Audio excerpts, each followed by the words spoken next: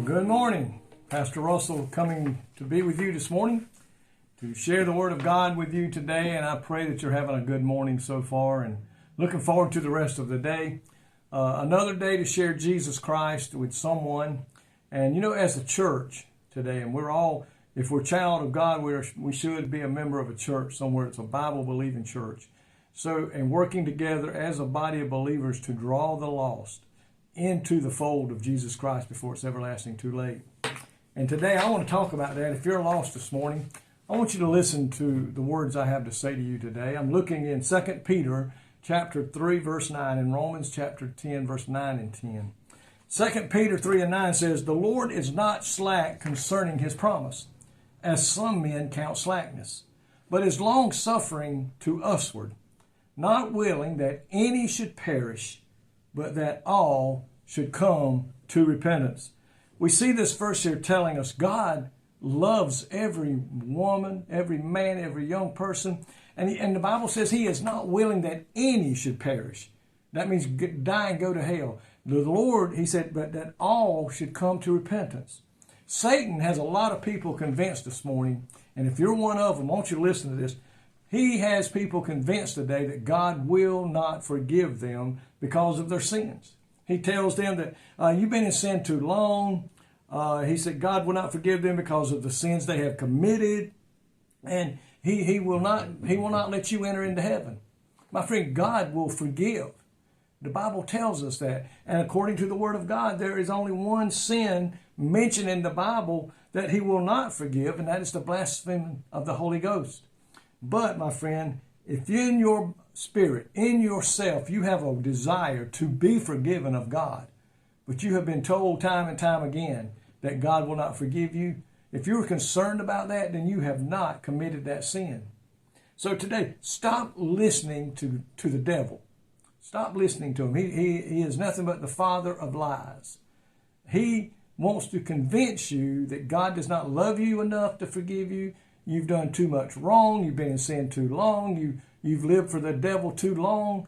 Folks, as long as you're breathing today, and if you're really concerned about your salvation and you're concerned about being lost, God will forgive you. He proved that on Calvary when the person hanging beside him at the point of death asked for forgiveness, and he received it, even though he never had a chance to do anything for the kingdom of God. But let me show you how you can be saved today. I want to read two verses to you found in Romans chapter 10, verse 9 and 10. Here's what you got to do. That if thou shalt confess with thy mouth the Lord Jesus. In other words, I believe you are the Son of God, Jesus. I believe you are the one that came and died. And shalt believe in thine heart that God has raised him from the dead, thou shalt be saved. For with the heart man believeth unto righteousness, and with the mouth confession is made unto salvation. The one thing that's the most important part is you must be sincere in your heart that you are sorry for your sins. The Bible says a broken and a contrite heart, a heart that is truly sorry of their sins, he will forgive. Ask for that forgiveness. Say, Jesus, I'm a sinner. You don't have to mention anything about what you have done. He already knows. He just wants you to admit you are a sinner and that you need him today in your life as Lord and Savior. Ask him into your life. Ask him to forgive you of your sins. And I'm sure, and I can tell you today, he will forgive you. And afterwards, go tell somebody. You're going to be excited about it. Once you feel that load of sin off of your life, you feel cleansed from within, you're going to want to go tell somebody, and you need to go profess that God has saved you and you are now a child of God. And then let me encourage you to do three things. Number one, begin to read your Bible every day, and I recommend you start in the book of John. And then on top of that, pray every day. Talk to Jesus. Ask him to help you, to give you the strength, to give you the guidance that you need to walk in the path that he has for you.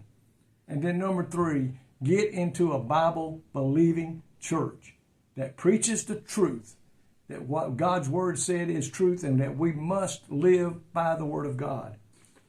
And if you've done that, my friend, you are a part of the family of God.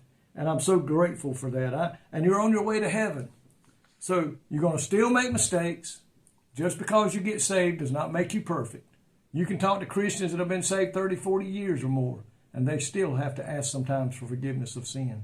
So when that happens, don't let the enemy tell you, oh, there you done messed up. God's not going to. He's a lie. Just tell him to just rebuke him in the name of Jesus. But give your heart to God today and let him come in and dwell within you and be on that road to heaven. He will forgive you today if you really, truly mean it. Lord, I pray today for those that may be listening that's lost. Maybe those that are saved will share it with a person that is lost today. In some way, somehow, they will surrender their life to you. And your name, you will put their names in the Lamb's Book of Life. And Lord, they will be forevermore saved and on their way to heaven. I pray that will happen today to anybody and everybody that's lost. Maybe a child of God that has grown cold and indifferent, they will come back and rededicate their life. And we ask all of these things in your name. Amen. May God richly bless you today is my prayer.